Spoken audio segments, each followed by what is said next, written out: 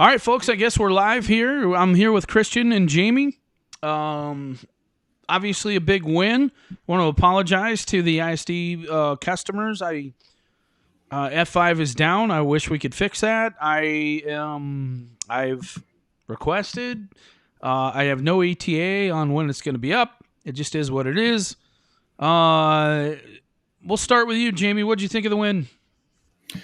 Well, obviously they dominated a bad Stanford team. You look at it like it wasn't like the totally cleanest game from Notre Dame, but how can you really complain when they dominated the whole game, especially on defense?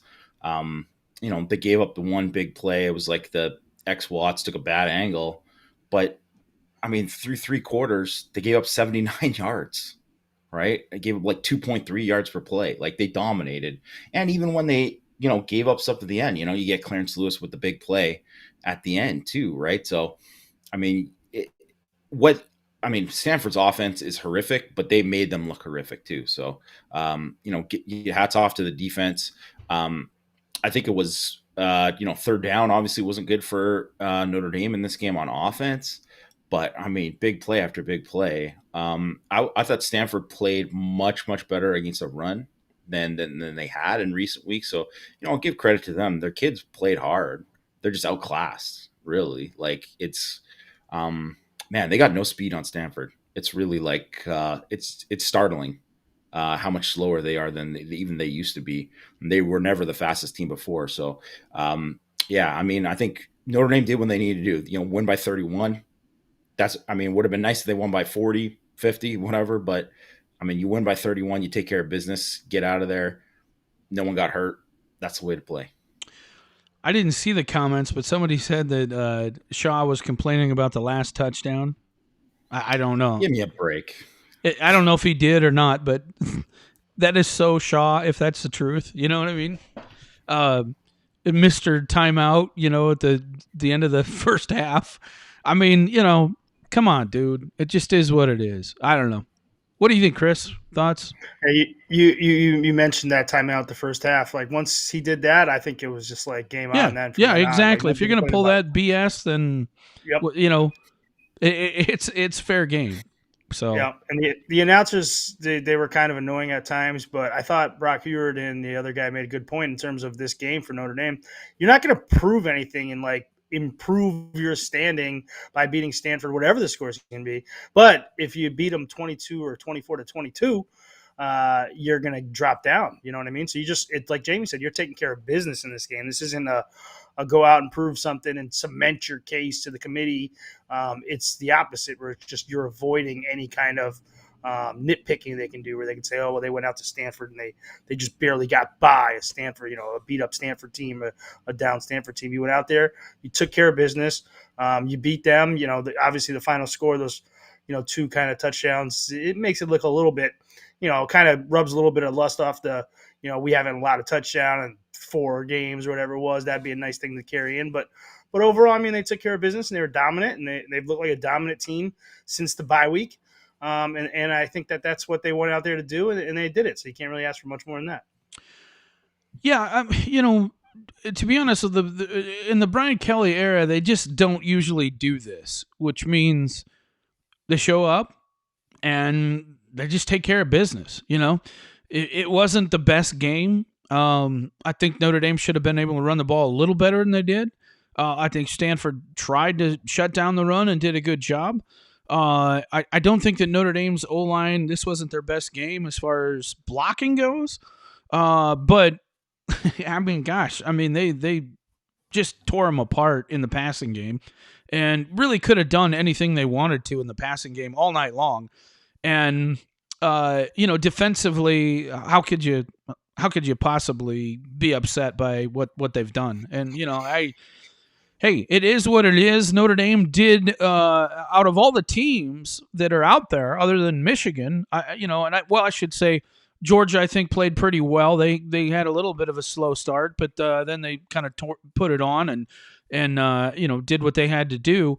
But other than Georgia and Michigan, I think every other team really didn't make much of a case. Even Oklahoma State and their vaunted defense what a load of crap that is. I mean, that's a terrible Oklahoma offense. It just is. They've been terrible all year, and they gave up all those points. So, I mean, heck, Oklahoma State, if they didn't have a kickoff return for touchdown, they'd lose the game. It's incredible. So, I don't know. I mean, I think it was a win both ways, as far as a win for Notre Dame, but also a win in that they did what they had to do certainly better than Alabama, certainly better than Ohio State, better than Oklahoma State. So I think that Notre Dame did what they had to do, and good performance. Jamie, any thoughts from you on the lack of running?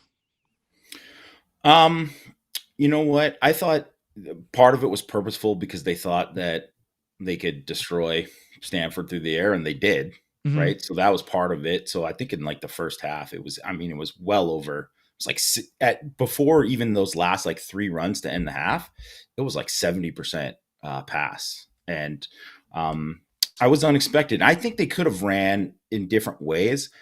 I don't even know if it was like, it almost felt like some of the stuff they're like, oh, we're gonna work on this, like they ran outside zone more in this game, and I don't know why it hasn't been something that they've run well, and they struggled with it. I thought, I thought if you look at this game, Stanford played better at the point of attack than they had for all things. So I mean, I'll give credit to Stanford too in this game, and I thought there were times too where they Tommy Reese could have called more of the perimeter stuff, and they could have attacked him more in the perimeter. And I think that would have I just don't think they had the speed to run with them. So if they ran more of the like Lindsey jet sweep stuff more, and they gave it to Styles more and stuff like that, I mean, I think they would have ran for a lot more yards in the game, right? But they wanted to get, obviously they want to get Kyron his yards. They want to get him 1,000 yards on the season and all that. And also too, if they would have played Buckner earlier, they could have ran and done whatever they wanted. I think,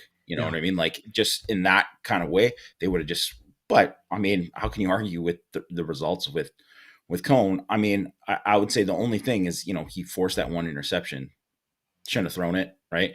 Shouldn't have thrown it. But I mean, then again, the reason he threw it is because he threw a couple seeds earlier where he did fit it in, right? And that's why he threw it in that situation, and maybe if you're not playing Stanford, you don't even take that chance.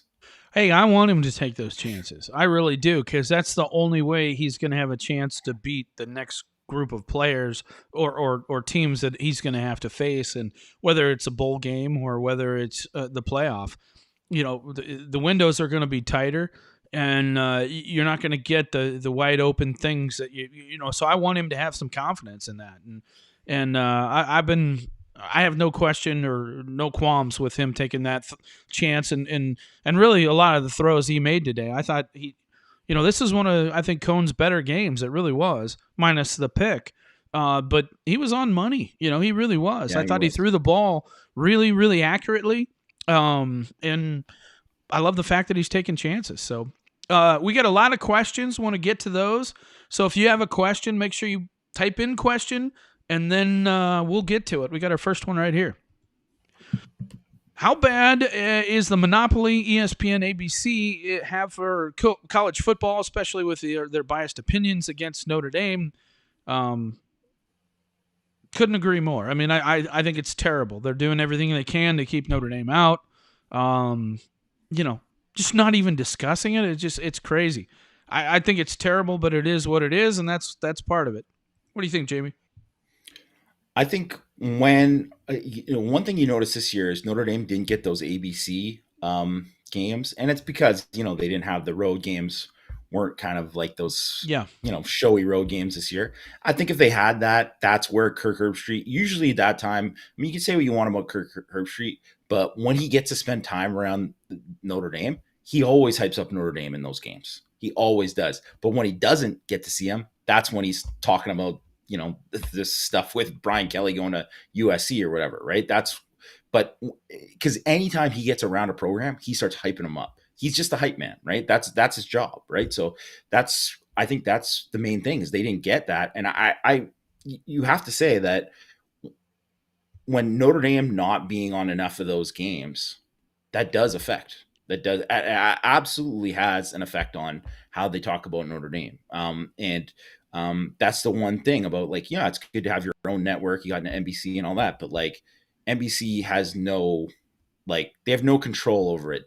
They play no part in the narrative of it. And how much did the committee get caught up in there? I don't mean, I don't know how much they got caught up in it, but I mean, it doesn't help. It doesn't help Notre Dame. What do you think, Chris? You know what's annoying to me is when they just talk and they just throw it out there like Notre Dame needs three things to happen to make the playoff, and they just kind of leave it vague.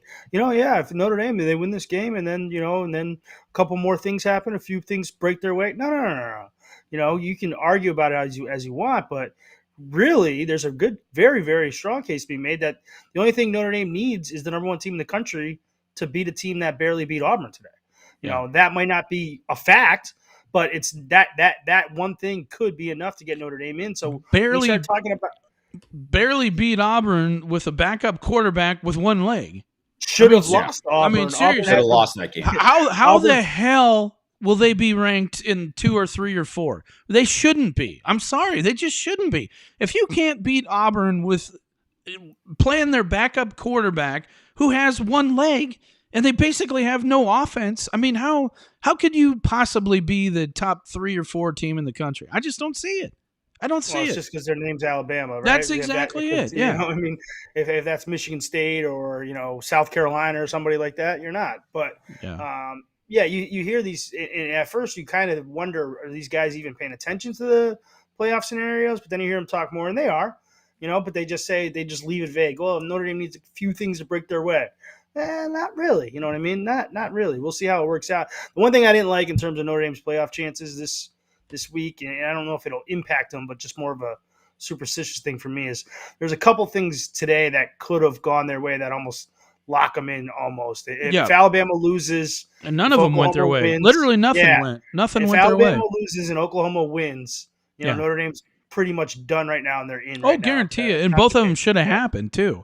Both of them should have happened, and neither one did. And so I agree with you, Chris. That's a thing that scares me a little bit. But hey, it is what it is. We'll see what happens. A lot of football left to be played. Next question: where would you rank Notre Dame? What do you think, J-Mo? The Yama? I'd probably rank them 5th right now. I think it's fair. Because, I mean, could they be top 4? Sure. But I would say, 5th. I still think you got to give Cincinnati the benefit of the doubt because they beat Notre Dame. And even though I think Notre Dame, if they played today, I think Notre Dame would beat Cincinnati. But I mean, I think head-to-head still matters to me. That still matters. So you got to do that. I mean, Alabama, the way I would have it, I would go 4th because they got to go ahead of Alabama. Alabama should not be in the top 4 after that game. They should absolutely be dropped. I agree. I would go 4th. Sorry. But there's no way in hell that will ever happen. No way in hell. Notre Dame will be 5th. Alabama will be 4th or whatever. Yeah. It doesn't matter right now, right? It doesn't matter. But if it did matter, let's say this was the end of there was no conference championships, no nothing. Yeah. This is it. Notre Dame has to be 4 above Alabama. Of course, now everyone knows Alabama's playing Georgia. So whether Notre Dame's 4 now and Alabama's 5, if Alabama beats Georgia, well, then they go ahead in Notre Dame. I think that's fair. So it doesn't really matter. But if this was the last week of the season and things did matter, I would have Georgia, Michigan, Cincinnati, and Notre Dame with Alabama 5. All right. Next question. For the life of me, why in God's name is Kelly not putting in his backup quarterback until the end of the game, and then they just have Buckner hand off? What do you think, Jamie? I mean, it wasn't like Cohen was playing bad. He was, like he said, it was like one of his best games. I'm always for putting him in sooner and working him in. I liked how when they were working him in like the middle of drives, I know that maybe that throws off the rhythm of some stuff, but like, I just think that they are able to kind of change up the look. Like it's like throwing in a wildcat quarterback, right? And except for you actually have the chance of like running RPOs and stuff like that too. So I would like to see him inserted more there rather than even just, if you're not going to give him a full series to the end, that's fine, whatever, right? I have no problem with that. And I don't even have a problem with them like running the ball like they did. Like it's not, Buckner's fault that they ran 2 plays and they went 70 something yards because they scored on the thing. Right. So, could they have thrown first down more or whatever? Like, yeah, they can throw more with him. I'm fine with it. But like, I don't know. At this point, it's not like they're going to come out and throw enough for him to get the reps that he needs to, that everyone wants him to get. It's not like he's going to come out and throw 20 passes in the fourth quarter. That's not going to happen.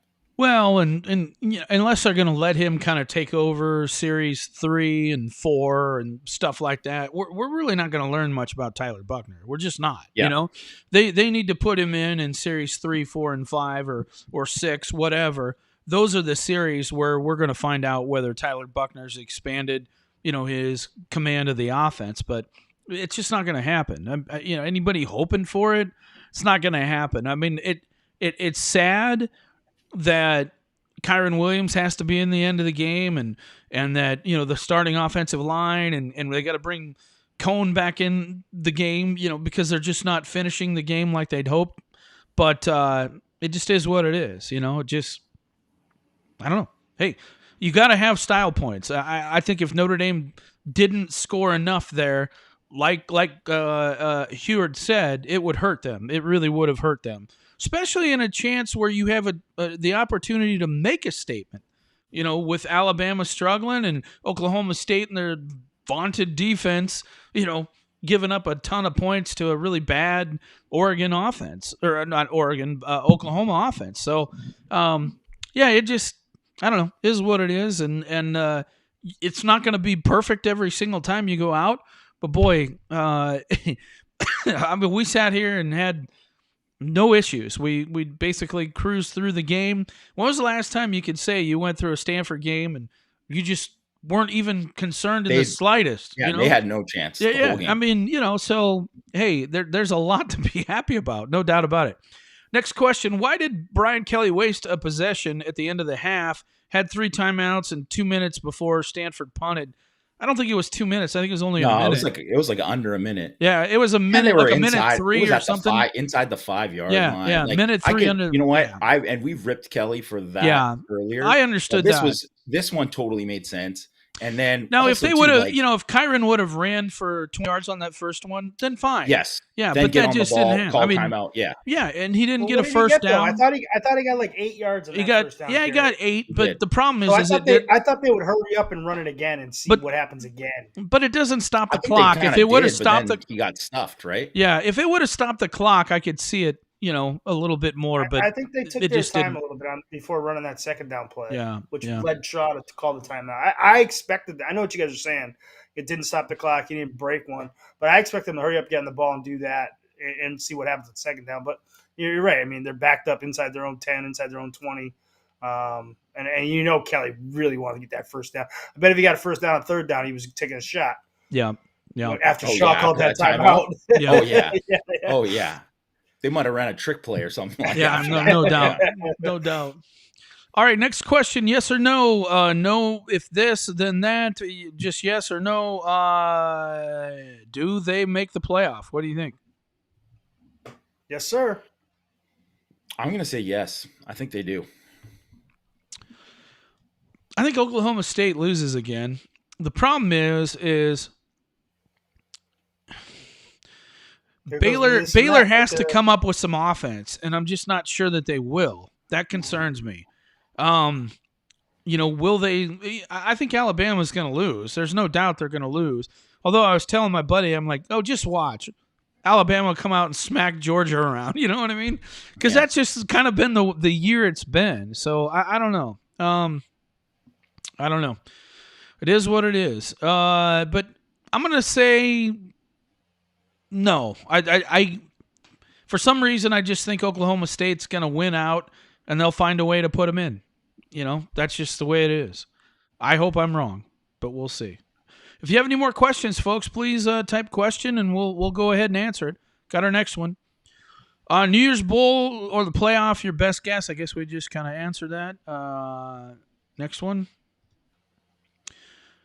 Would Indy end up against Ohio State in the Fiesta if they don't make the playoffs? Nightmare scenario. That's a very, very good possibility. I think also there's a possibility they could play. Is it Wake in the Peach? I think it is. I think those are really if they don't make. I got tips on that one, Mike. I want to go to Peach Bowl and watch them play Wake Forest. Yeah, exactly.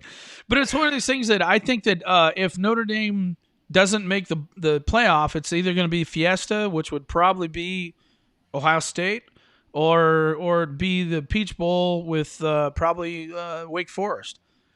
Is that a nightmare scenario? I don't think Notre Dame's offensive or defensive backs match up really well against Ohio State, but I don't think Ohio State's line is all that good. I just don't. And I think their defense, I'm not sure anybody on Ohio State's defense would start for Notre Dame. I really don't. I watched them today. Who? Zach Harrison? Hell no. He wouldn't start for Notre Dame. Haskell Garrett, maybe. He got his butt kicked all day long. Got smoked all day. Their linebackers are terrible. Their secondary isn't any good. So defensively, I'm not afraid of Ohio State. I just don't think they're very good. Jamie? I think you're kind of onto something with Ohio State's defense. I don't think there's a lot of guys who would start for Notre Dame. To be I honestly honest. don't. I really don't. Well, this is what I'll say. The way that they are right now, I don't think it would start. I think if some of these guys went to Notre Dame, they'd probably be developed better. To be honest, just straight up honest. I think, and it's kind of crazy when you think about it too, because especially it's funny when you see Cody Simon and Tommy Eichenberg, you see them out there, and I'm like, both these guys, and obviously Simon they offered, but then they passed on because they weren't going to take one in that class. And Eichenberg they were kind of in on, but then they decided they weren't in love with him or whatever, right? And I don't think either of those guys, I don't honestly right now, from what I've seen, from what they've played, I don't think either of those guys will start for Notre Dame. And I mean, I think a lot of their receivers would. Oh, they absolutely. Oh yeah, a lot of those guys would. I think their quarterback would. Yeah. Oh yeah.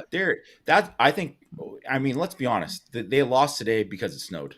Yeah. If it didn't snow, I think they would have scored as much as they wanted. That's just how it would have been. They would have dropped 40, and they probably would have got ran on just like they did, but they also would have dropped 40.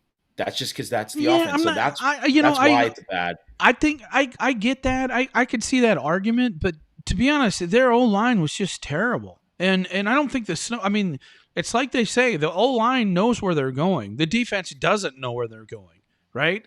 And in the snow, he's a stud. Who? Hutchinson. Oh yeah. Well, Jabo, but it wasn't even that. I mean, their whole defense just kicked the crap out of Ohio State's offensive line. I mean, they just did. They beat the hell out of them. And, and that scares me because, when you watch Michigan run the ball like they do, I mean, that's impressive. That is impressive. And I know Ohio State's D-line is not very good, but boy, they just tore them apart today. They really did. And I'd probably be more scared to play Michigan than I would Ohio State. I really would. Even though I think Notre Dame does a pretty good job against the run, I just think that Michigan can wear you out with their running game, and that's definitely what happened today. So, anybody? I think a game against Ohio State could potentially get away from Notre Dame if they're not able to keep up with the points. You know what I mean? But the thing about the game to this noon was, Michigan comes right down and scores, then they get a 3 and out, then they're in the red zone and the kid throws a pick, and you think, okay. You came out with all this energy. You're at home. This is your big game. There you go. Deflate. No, it doesn't happen that way. And then what really summed it up, Michigan, this wasn't upset because of the point spread, but Michigan beat them. They beat them the whole game. One of those, if you don't keep track of the score and you don't even watch the scoring plays, you think Michigan wins. And then at the end is they're running the ball and they're running 8-9 yards. And that was right there. That just told you. So they had no answer. Yeah. I think Notre Dame matches up better to win the game against Michigan, where they're able to potentially hold that running game down a little bit better than Ohio State did. I'd rather face Michigan's offense than Ohio State's offense, put it that way. Yeah, but I'd much rather face Ohio State's defense. Way much more. And to be honest with you, I think that's the thing when you get to this is, and Ohio State reminds me of a program dynasty that's about ready to decline because they play like USC. If things go their way, holy crap, are they good? If they don't go their way, they're mentally and physically soft and they fold. And that's what Ohio State is right now. They're that type of program where if things go well, man, they're tough to beat. But if they don't, they have no answer. And that's why I think Michigan would be a tougher game because, even if crap goes wrong with Michigan, they're still going to be punching. But if Notre Dame smacks Ohio State in the mouth a couple times, will they still be punching? And the answer today was no. I mean, they just didn't have it. So how about Harbaugh's third base comment? I love Yeah, that. Harbaugh's I love he's that. insane. Loved I it. love thought it him was for great. being so insane. if you're going to talk that much smack, I love it. hey, you deserve it. You absolutely gotta deserve it. come back to you. Yeah. Gotta come back Oh, to you. absolutely. And I wish Harbaugh Talking would have about said hanging even 100? more. And I Hanging can't 100 stand wanted to, him. like, come on. Huh? What's that? Just them talking about hanging 100. Yeah, on him. yeah. Like, I mean, come on. Yeah. As soon as that happens, Yeah. I mean, bring it right back to him. Yeah. For sure. And that, and Bucknut's saying things like that. I mean, what are you doing? Why would you say something like that? That's going to come back to haunt you. So I'm sure that did not help. I'm sure the program was not very happy with that leaking out. Next question. Iowa over the Skunk Bears next week? I don't see it. I don't. You guys? I don't think so, but I think they got a shot. I mean, I would say I'd probably pick Michigan to win by 2 touchdowns, but I think Iowa has a shot. I'm going to say Michigan wins by 4 touchdowns. What time's that game? Noon? Yeah. I don't know. Game? Or it might be usually 8:00 game. I'll make plans for that. I'll watch the SEC. I mean, I watched Iowa against Nebraska, and Nebraska is not a great team, and they didn't play that well offensively, and Nebraska still should have won that game. They just should have. Nebraska's 3-9. I know. They're definitely not a great team. No, they're not. I mean, they're tough though. They're tough. They're not an easy out, but at the same time, it just shouldn't have happened. So I could not believe Nebraska lost that. Just like I was shocked that. Well, I shouldn't say I was shocked, but North Carolina's meltdown. I mean, that was just like, what the heck? How does that happen? Another question. Don't you think they will have Oklahoma State jump us? I feel like they will keep us at 6. I don't know about 6, but 5. I could see Notre Dame being 5, maybe 6, I suppose. I don't think that Oklahoma State will jump Notre Dame or at all until after the Big 12 championship game. I think if they're going to jump them, that's when it's going to happen. You guys have any thoughts? I think that's the same way I see it, right? If they go, and especially if they beat Baylor pretty handily, then I could see it. But I don't know. I mean, I didn't watch enough obviously it was going on during the Notre Dame game, most of it. So I didn't watch enough to say anything, definitive about today's game. But I think they set it up. This is how they do it. They set it up that way, right? They set it up so, if the dominoes fall this way, it's why they didn't make an argument for Michigan State over Notre. Like, why was Michigan State over Notre Dame? Like, I don't know why, right? But because they knew that they were going to play Ohio State, like they were going to lose, right? Mm-hmm. So it's like, well, they're just going to knock them down after, right? And they were going to knock down whoever lost that game after, and that's the way they've just kind of done it. Yeah, I watched that game. I had it on their second TV, and Mike mentioned the kickoff return for a touchdown. Now, Oklahoma fumbled a punt at the 5. Yeah. They muffed the punt in their own 5, and Oklahoma State scored. So that's 14 points right there.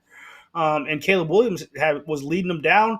He had a 56-yard run last minute. Yeah. Looked like a potential personal foul there. There's pass interference in the end zone. There was definitely pass interference. That was just how was that not called? I mean, I was just like, if there was ever, if you want to look at textbook, hey, referee, this is what pass interference looks like. That's the play you put on there, and exactly. No call. So if their plan is to jump have Oklahoma State jump Notre Dame, then there's they're only going to do it if they beat Baylor. So next week will be the week to do it. This week doesn't make a whole lot of sense. Very good question here. Hey, if Fisher is healthy, do you start him over Lugg in the playoff New Year's 6 game over Lugg? What do you think? I would, but I mean, I'm not the person in the room who's going to have to do that to a kid who's a 5th-year senior who started the whole year and wants to come back. I mean, if it really was about winning, I'm well, whatever. You see how Fisher looks, Yeah. in the preparation for it. But if he looks better, hands down, you do whatever you got to do. What's best. It's just like they're not, why would you do that? You have to be able to put a guy, or either that, or you have like a super short leash, Yeah. and you just say like, well, no, he's gone. What do you think, Chris? Yeah, I mean, I'd have to see how is Fisher completely healthy. If he's better, you just play the better player, right? I don't care about who's coming back or who's not. You just play who's better at the time. And if Blake Fisher was clearly better coming out of camp, seems like it's been a long enough time. I would just play the best guy. Whoever's if Blake Fisher 93% is better than Josh Lugg, then play Blake Fisher. Here's an interesting question. Say Notre Dame plays Ohio State in like the Fiesta. I don't think Hamilton plays, but does Wilson? Does Olave? Does a bunch of point. You know what I mean? I think a bunch of Ohio State guys don't play in that game. That's what I'm thinking too. You know what I mean? Yeah. I'm thinking so. But I bet most of Notre Dame guys would. I don't think that Hamilton would, but I think everybody else would. I think it's pretty clear Hamilton's not playing unless it's a playoff game. I think that's pretty obvious, yeah. Yeah. Like, even if you were going to say, obviously, sorry, Chris, but I was just going to say, even if you're going to say a guy like Foskey, who could jump, could stay, whatever, right? We'll see what happens. But, like, that's a game that he would want to play. Oh, absolutely. Yeah. Right? Yeah. So, they have way more guys that they're like, they're set. So. Well, it goes to what Mike was talking about in terms of a juggernaut crumble, and like it's the culture, right? So that culture there is me. Yeah. Right. And no, totally agree. Yeah, totally agree. If my son's about to make $50 million, but if he, Jalen Smith is a prime example, and he says, "Hey, I'm not playing this one game," that's a personal decision. But look at Notre Dame, their culture. Do you see when Taka scored a touchdown? Yeah. Those guys were more excited that he scored a touchdown than the team. Like, they were excited for him, not the team, which is amazing. Like, all of them. You can see that was great. Was right that was a there. great moment. But if you look, you can see Mayer in the background. Mayer is running that route, hoping that Taka scores a touchdown. You see Kevin Austin running a drag. They're all so excited for him to score a touchdown. That is like a team, and you can't fake that stuff, and you can't, like, a coach can't. He can bring the right individuals together and tell them what to do, but you can't create that stuff. That's just natural, and you can't fake it, and that's what Notre Dame has right now. Jamie and I were talking about that on Power Hour this week, and I said the exact same thing. You can tell the culture of a team based on how many of these guys are going to play in the playoff or the bowl game, because those guys, I don't think any of Notre Dame's players other than Hamilton will sit out. And I don't think Hamilton would either if he were healthy, and hadn't had this problem. I still think he would have played. He would have played. Yeah, I think the whole year. But because of the situation, I don't think that he'll play unless unless it's a playoff game. But I think if he never had gotten hurt, he would play. Where I question how many of the Ohio State guys would play. You know what I mean? Kind of like Georgia last year against Cincinnati and all these other schools like that. And that's what I'm talking about when it comes to the culture of the program. And it's a good point about what you said about Michigan too, Mike, because I believe that almost every one of those Michigan Hutchinson guys would play. Oh, there's no doubt about it. Abajo, all those guys would play. And that's about the culture. That's what I'm talking about, Mm-hmm. But let's just say SC got there somehow. How many of those guys would play? Not even half the team would play, if they got into a New Year's Six bowl. And that's the difference. And that's how you got to build a program. And you got to give Brian Kelly all the credit in the world for that. If you think about, I'm sorry to interrupt you, Jay or Christian, but the stuff that we've heard about the guys who are coming back, we're kind of shocked. You know what I mean? We're kind of shocked that so many guys are really strongly, legitimately thinking about coming back. I mean, guys like even Kyron Williams. I think a lot of people think he's gone. He may be, but it's a lot closer than anybody thinks. And again, that points to the culture. So I was going to say, the culture is like I said earlier, that's a personal decision, right? So you Oh think yeah, about it like, oh, this guy's going to make $15 million personal decision, and you can say a lot of people say, oh, they do it or whatever. But if you really think about it, put yourself in that in your shoes, or your son in those shoes, it's a personal decision. But if you that word personal is key, because I can imagine being 21 years old and my parents saying, hey, maybe you should sit out. You think about it, I'm like, are you nuts? These are yeah, my boys. They're yeah. playing. This is Um, not a personal decision. This is a team thing. I'm not. There's no way. Absolutely. I'm playing too, Chris. I wouldn't even think Exactly. about it. I'm playing. Yep. I'd be playing if I was Hamilton. I really would. That's just me personally. I understand why he wouldn't do that, but I'm just that way. I would absolutely play. Even if I'm Kyle Hamilton, I just would. But I'm not saying I'm better than Kyle Hamilton or like I care more about the team or whatever. It's just I'm kind of wired that way. I don't know. That's just the way I am. Next question. This is a good one, I think. Since this is the last live chat before signing day, do you guys think we will add, or do you think that we keep CJ and the others? What do you think there, guys? I think they get Shrouth. You do. I'm worried about. Yeah, I'm worried about CJ. There's too much smoke with a program that doesn't even have a coach. You know what I mean? All Yeah, I'm that's saying, guys, insane. he's looking for a reason to be out. I am probably 50-50 on Walker. I feel like the people there kind of just tell people what they want to hear. And I have any worries at all on Tobias. Yeah. Yeah, CJ is kind of a weird one, and I agree with you. It's like, what do you? I mean, we talked about it last week, Jamie. I mean, why would you want to go to a team like this? I don't understand it, but hey, it is what it is, and if that's what he wants to do, then it is what it is. If it Jamie? was Oregon, if it Yeah, was Oregon, then I could get it. Like, I mean, they've obviously done really well. They're, good chance there. I mean, you're going to be in the Pac-12 championship game again. They've recruited extremely well. Moorhead, I don't know if he's going to get a job, so he's probably going to stick around. Like, but even if he chose UCLA, like Chip Kelly could be one and gone. Like that's not a good situation, right? Like they're, I mean, their defense is like terrible, and he's got to fire like one of his best friends to right the ship. So I don't know. I like what Christian said. I don't feel good about CJ Williams. Like it's just, I mean, yeah, he's looking for a way out. He's looking for a way out of that. If he's believing any of the stuff about like, I mean, if he's like Dante Williams is selling him on all this stuff, like, I mean, I don't even know if Dante Williams is going to be there. yeah. Like he's Oh, saying, he oh, this says he could make is. sense. He says He says he is, but like, Yeah. I mean, What is if his? Yeah. I mean, let's just say it was Luke Fickle. yeah. Dante Williams is not going to be there. Yeah. Like, and not that it's going to be Luke Fickle, but just there's a lot of guys like that Yeah. would be like, no. Like, Yeah, you're not that forcing this guy on me. Yeah. Yeah. If I don't want him, I don't want him. I agree with you 100%. Next question. Has a Brian Kelly team entered the playoffs this hot and with this much momentum? I don't know.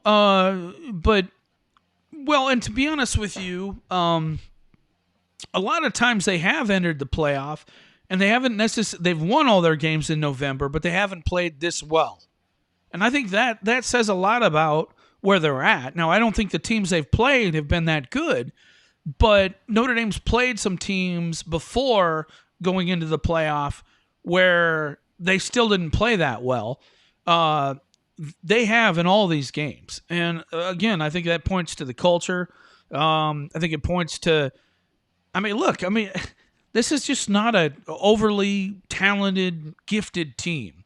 But what it is, it's a gritty, disciplined, very disciplined team. It just is. And, does that mean anything? Well, in this playoff, I think it does. I really do. Notre Dame probably has the best chance to win, I think, out of any year if they got in, even if they played Georgia. I think they have a chance to win. Do I think it's a good chance? Probably not, but you never know. I don't know how good Georgia is. They really haven't played anybody that I think's that good. So, they didn't look so great early against Georgia Tech, and obviously Georgia Tech was fired up because it's their rival. But How good is Georgia? I know having Pickens back, that don't help. That's for sure. That guy's a damn good player, and he's going to have plenty of time to get ready now with the playoffs. But we'll see. We'll see.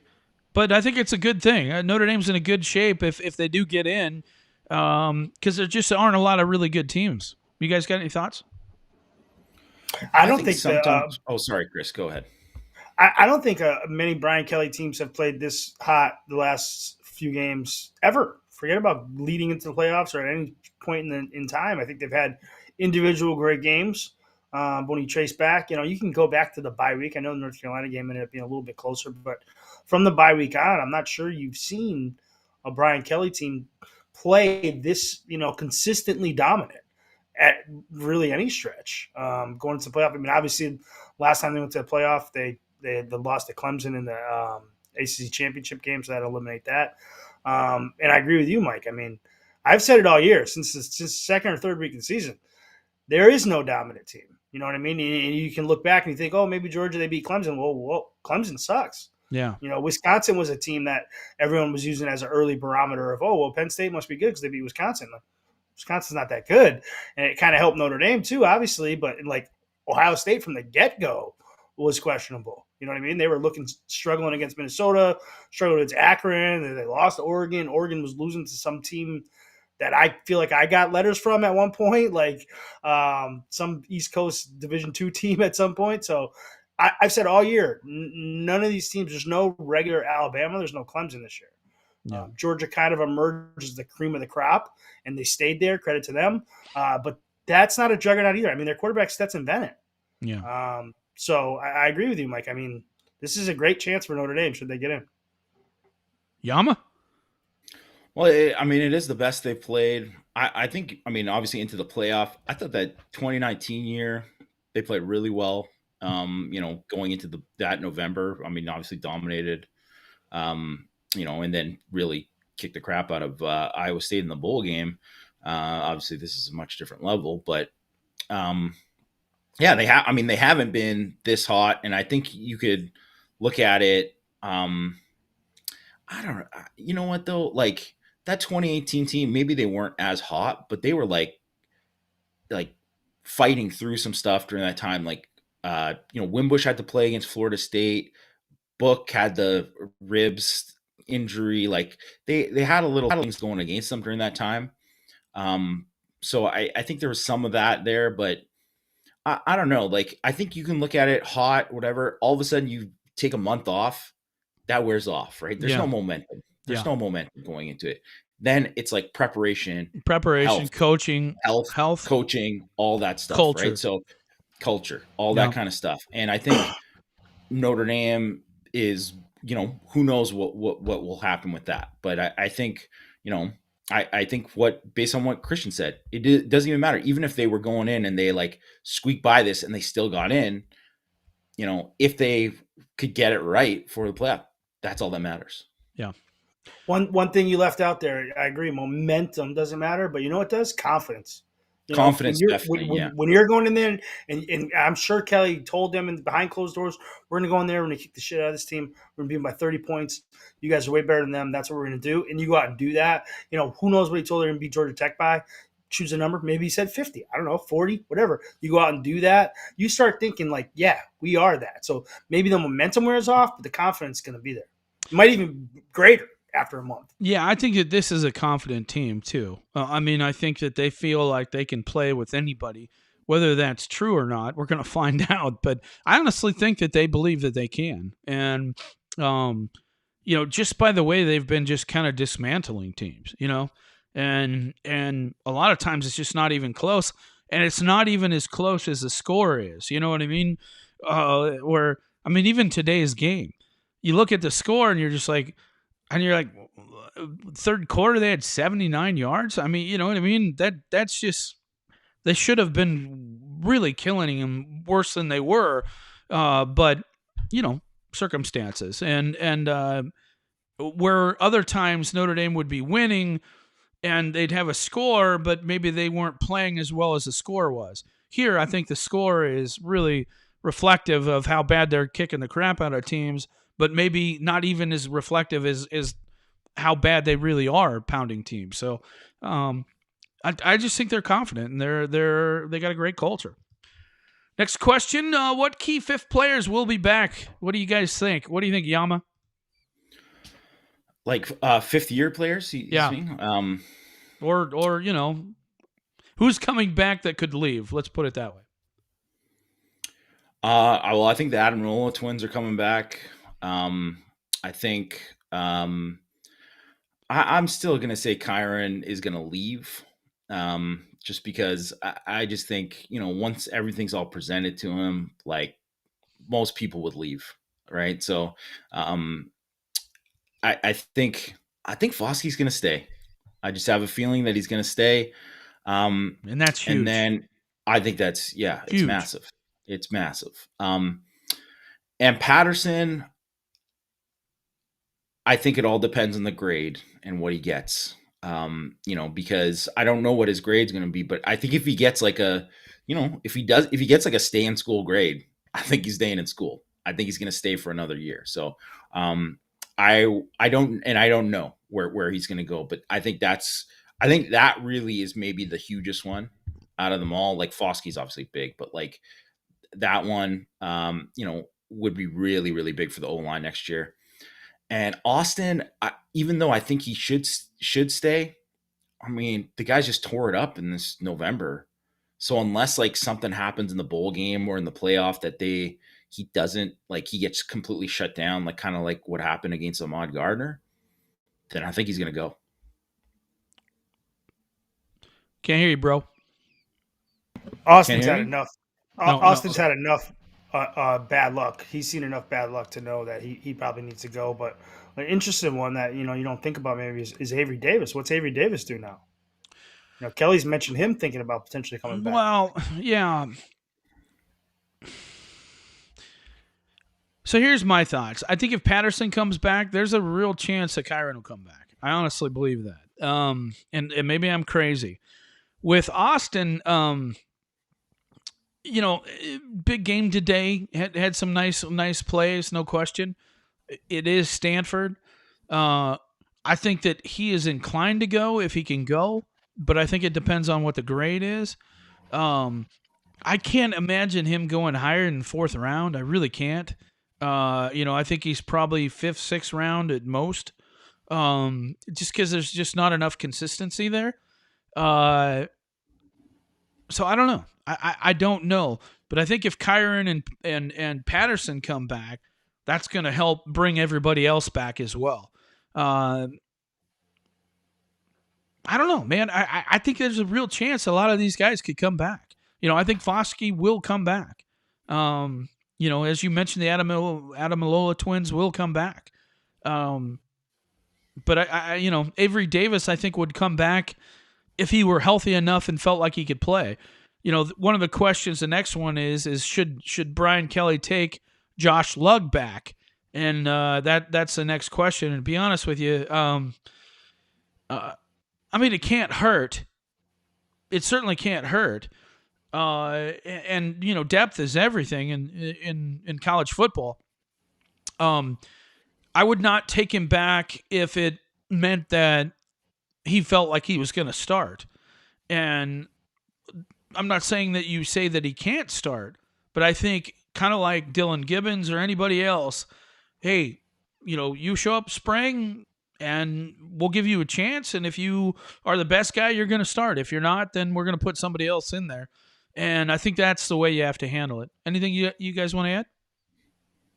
I think that's how I would handle it too. If he really wants to come back, he'd say, yeah, that's great. Like, we'd love to have you back, but we can't promise you anything.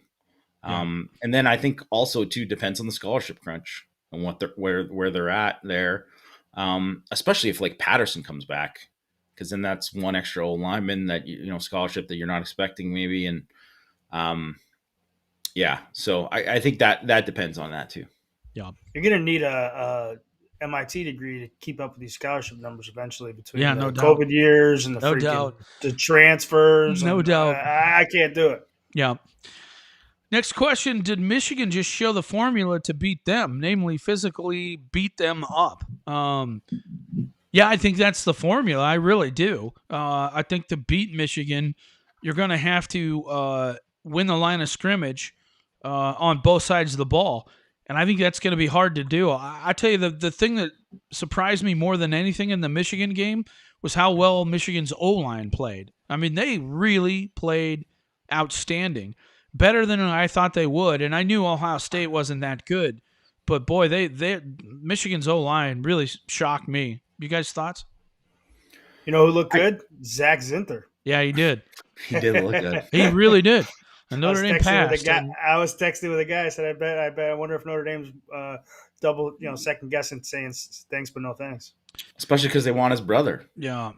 Which doesn't seem to be an issue. Yeah. Well, we'll see. I mean, I gotta believe he was there. You know what I mean? He was there. Oh yeah. I'm sure that was a pretty big thing. It would have been for me if I were a recruit. No doubt about it. But there were a lot of guys on both those teams where I'm just like, wow, Anthony. It was funny because people were asking us about Anthony, and I was saying, Jamie and I always felt like the guy was a really good player. Notre Dame should have been pushing him. And they're like, oh, no, we want him at defensive back. I'm like, what? The guy's a good player. I just don't understand that. I never understood that. And you and I were like, why are they not going after this guy? But it is what it is. You can't be right about everybody all the time. And Lord knows I've been wrong more than a few times. And Jamie maybe a little less than me. I don't know. All right. So hang on a sec. They also wanted Ezekiel Elliott and Jordan Addison on defense too. So yeah, and they did. Yeah. Good points.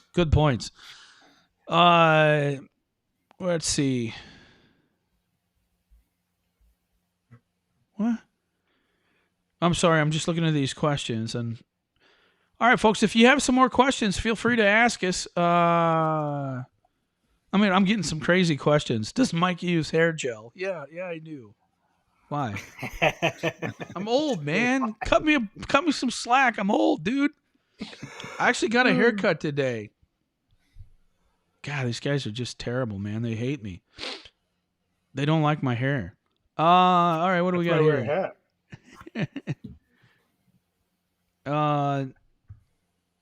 What? I mean, I don't understand this. All right, folks, if you have questions, please put them in there. Otherwise, we're going to shut down here. All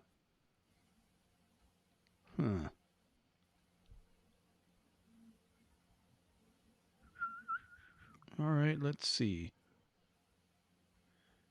I'm still looking here. I see this one from Steel Horseman.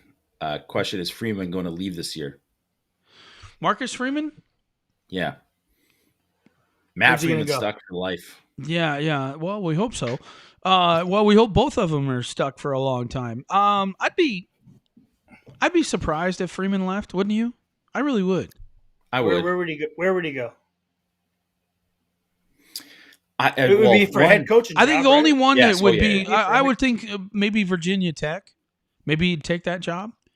It was funny. I was talking to a guy earlier this week about it, and we were kind of having that question, and he just seems like a smarter guy. If you go to Virginia Tech, that's not a destination job. It just isn't. There's a ceiling there. Yeah. I mean, and you're going to want to go to Michigan or Notre Dame or Ohio State or Penn State or one of these bigger schools. It's just hard to turn around two programs. It just is. Why do you want to take on somebody else's mess unless it's one of the big name schools? And it's funny because I think a lot of people are starting to realize that, all these Irish fans for years, just throw money at them. Just give them all the money in the world. Oh, they're going to come. Well, that has not worked. Hasn't worked for Texas. Hasn't worked for, LSU. Hasn't worked. Well, it may work for LSU with what's his name, but I don't think he would leave unless they were, because they're joining the SEC. I think that's the only reason Lincoln Riley would leave, But, USC, all these teams, everybody's throwing money around like it's crazy, but everybody's staying. I mean, it'll be interesting to see if Matt Campbell goes to USC. Good question. I asked it on the board. If he goes, are you worried, Yama? No, Yeah, I'm I'm not not. I'm either. not worried. I think Matt Campbell's a fine coach. Um, yeah, and I don't want to just overreact to this year, but the Big 12 I think was ripe for the picking this year, Yeah, and they had everybody back, and they were relatively healthy, and they just couldn't get it done. yeah, And there is something to it, and it would be like he always only reached a certain level. And I think if you watch so many of his games, like if you watch Iowa State games, they will play really high one week and then the next week drop down. Like there is like a consistency issue there. Um, and I'm not saying he wouldn't be. I think he would do okay there. But I don't like.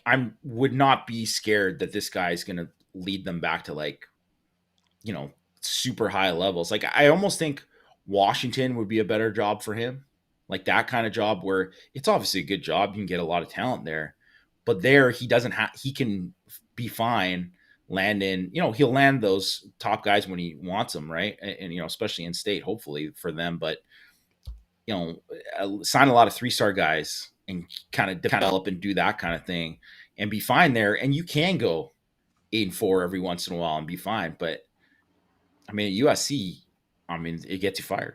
yeah. The only person well, not only individual person, but at USC, the person that scares you is a dynamic personality that's going to recruit everybody. Matt Campbell's not going into all these LA schools and taking all the talent out of there. You know who might? Like someone like James Franklin. Yeah. Someone like Well, I'm James not, Franklin. no. The guy scares me as somebody who can teach USC discipline. That's the guy we don't But want. you gotta get the right. You got to be able to have that and recruit those. You and recruit do, that you do, talent, but I think USC can recruit itself. It always has. You could put. I mean, Clay Helton isn't some dynamic guy. They still got a lot of talent. Yeah, but not What like they did scares me before, is a disciplined guy. You don't want somebody who will teach them discipline, who's going to focus on the running game, who's going to focus on stopping the run. When SC is good, that's what they do. And I'm scared of anybody. That's why I didn't want Aranda. I did not want him there because I think that's what he focuses on. So I'm glad that he's staying at Baylor, and I don't think that Aranda would have went in there and blew up the world in recruiting, but it would have been a slow, methodical build. I think Fickle would have done the same thing, but I don't think either one of those are really good fits out there either. So that's just my thoughts. Yama, anything?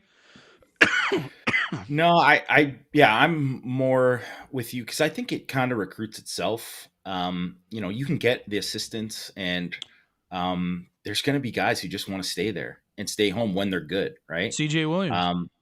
Yeah, and there's always going to be enough guys that I think they can do it if they get the right guy there and they're playing well.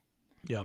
But I think, no doubt, Franklin, they would have top 5 classes every year. Yeah. Right. They That's would, the thing. for sure. You can get someone in there to build with what they have. Like their floor would be great.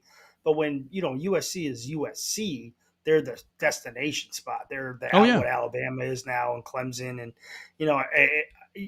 obviously you have enough talent. It's a fertile ground. It's not like, recruiting at Purdue or something like that. But, you get a dynamic personality in there who can also do that. That's when you're talking about USC coming back to the actual, pinnacle of the sport. Yeah. I got to put this up here. Mike McDonald says, wake up. Kyron Williams is gone. Let me tell you something, Mike McDonald. I wouldn't be saying this unless I knew something. This is what I'm saying. Now, that doesn't mean that that's what's going to happen. But I'm just saying, I thought he was gone too. I thought he was gone all the way up until this week. Now I'm not so sure. So I don't say things unless I have reason to say that. Now that doesn't mean that that's the way it's going to end up. But I definitely thought he was gone all the way up until this week. So. And you could hear that the announcers and stuff, even during the game, they kind of hinted at that too. You're kind of hearing similar things. Mm-hmm. Yep. All right. Are we going to get a new receivers coach? What do you think? I mean, I think someone's like people are suggesting if C.J. Williams and Amorian Walker don't come, they should fire Dell. Um, and I don't think it. I personally, if those guys don't come, I don't think it has anything to do with Dell. So that is a little unfair to kind of treat it as such. Um, Not to say that I think they can't maybe get someone who's a more dynamic recruiter there, um, but I think Dell. I think he's done a pretty good job of coach. You could say all these guys leaving, maybe he's got a communication problem with some of these guys in terms of figuring out with so many guys wanting to leave. But I mean, a lot of the guys who have stayed like swear by Dell and say that he's a great coach and has done a great job for them. A lot of guys developed under him. So I mean, I don't know if Notre Dame needs a new wide receivers coach or not. Um, but I mean, I just think I wouldn't rush to say if CJ Williams decommits, that's on Dell. Dell should be fired. I don't see that. Yeah and no. Look, you got to get players, right? I mean, you got to recruit enough players for your roster. And if Amorian and CJ bounce, well, that's on somebody. It's not on Brian Kelly. You know what I mean? Somebody's responsibility is to make sure that they have enough players there. I also agree with you that I don't think it's as cut and dry as, well, you sign X amount of players, you stay, you don't, you're gone. I don't think that. But look, I look at Brian Kelly in a situation right now where his program is in a really good position. And Brian Kelly is looking at the rest of his coaching career is probably X amount of years. Is that 2 years, 3 years, 4 years? I don't know, but it's not very long. And so if I'm Brian Kelly, I sit there and I say, look, I love these guys. These guys are great guys. They're family guys. They've helped me get to where I'm at. I appreciate it. But if I want to get to that next level, and I've promised all these kids that that's where we're going, I have to sit and look at this situation and say, is this the best guy I can get? Is this the best guy I can get? Is this the best for the program? And those are hard decisions, and he'll have to make those. And status quo, does that make sense? I don't know. There's a lot to be said for that. But it would be I think it's going to be a question that he's going to be asking himself more after this year than probably any other in his whole time at Notre Dame. And so I think if there's a chance that something were to happen, it's probably going to happen after this year, because I think that that's the way he's going to look at it. Do you guys have anything you want to add? I think it's what you hit on there, Mike, is really good in terms of a lot of times you hear fans say, fire this coach, fire that coach. Well, who are you going to get? Yeah. If Brian Kelly thinks he can get somebody better, he's going to get somebody better. In terms of recruiting, I know a lot of recruits and their families, they like Dell. They swear by Dell. And he's a good guy. Dell's a nice guy. I mean, he really is. And a lot. And if Brian Kelly likes his X's and O's coach as a coach, I know recruits that think maybe he's not the sharpest in terms of, not that he's slow or anything, but in terms of being impressed in the recruiting process, other guys will impress you a little bit more in terms of, their designs and that kind of stuff. But I like to say everything's individual, right? So you look at these guys leaving. Jordan Johnson had his own thing going on. That's a specific issue. You look at a guy like Jay Brunell, a lot of things there. That's a specific issue. They're one-off, cases where it's not like all these guys are bailing just because Del Alexander's a recruiting coach. And I think Brian Kelly realizes that. At the same time, like you said, Mike, if he thinks he can get somebody else that'll help him win a national championship, he's going to get somebody else. Yeah. Jamie, you got anything to add before we close down here? No, I think that kind of summed it up. Like if they, I imagine that every year you kind of think, oh, like there's always something that comes up with the staff, that there's a change where maybe it wasn't even expected. It just happens. And a lot of the times it's an upgrade for Notre Dame. So I wouldn't be surprised, if it happened at all. All right, folks, I hope you enjoyed that. Thanks for watching the show. We got to get back to work here, but thanks for listening. We will be back with Power Hour on Monday, And then we'll probably do a lot more YouTube live stuff now that the season's over. So be looking for that. Thanks for listening. We'll talk to you soon. Go Irish.